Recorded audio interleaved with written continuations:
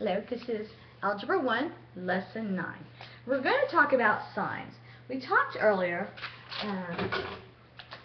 we'll just take this. If we do 2 plus 2 plus 2, that's the same thing as saying 6, or that's the same thing as saying 2 times 3, or 3 times 2. Yes?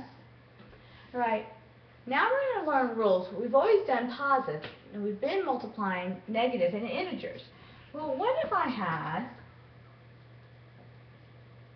2 times 2? That's simply a positive 2 because it's implied because we have no sign times positive 2. Well, we're going to get positive 4. Remember, when we use the number line, we said, okay, this is the same thing as saying 2 plus 2, right? That's what multiplication is. It's just like a shorter version of addition. So I have a positive 2 plus a positive 2. So I start here and I go 1, 2, and then I go 1, 2 more. Because they're both positive, I'm going to the right, I end up with a positive 4. Well, we could do that multiplication, but however, what if we start getting numbers like 36 times 25? And that's not even a really big number.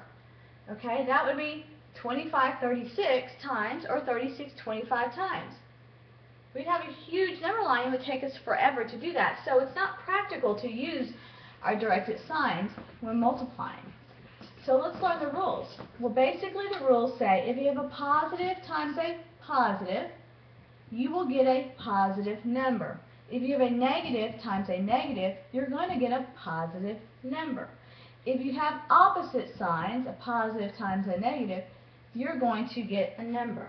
So you simply need to learn these rules that say positive times a positive, or like sign times like sign is positive, negative times a negative is a positive, and opposite signs multiplied together are negative. Alright?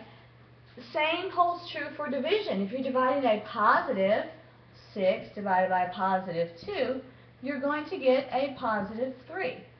If I took a positive 6 divided by, or a negative 6 divided by a negative 2, I'm going to get a positive 3.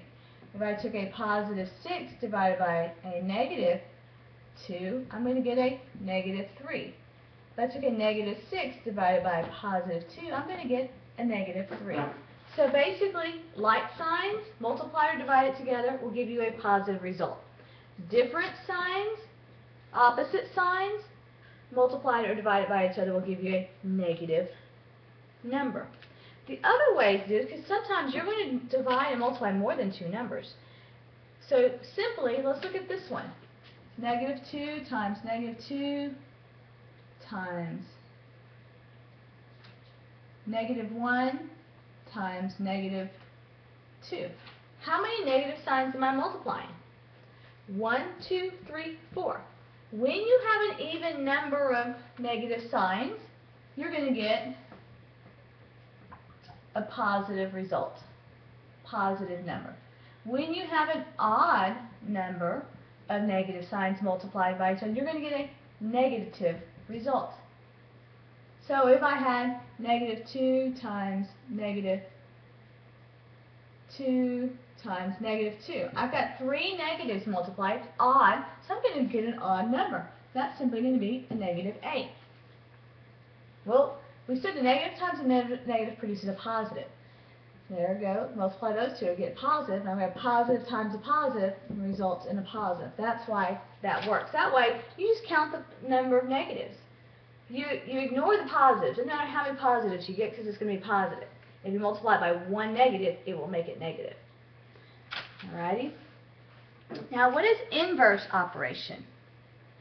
If one operation will undo another operation, the two operations are called inverse. What's an example of that?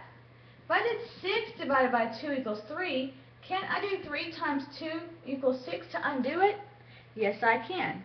Therefore, multiplication and division are inverse operations, just as addition and subtraction are inverse operations. If I took 6 plus 2 equals 8, I can do 8 minus 2 to get 6. They undo each other. Therefore, those two are both inverse operations. Alright?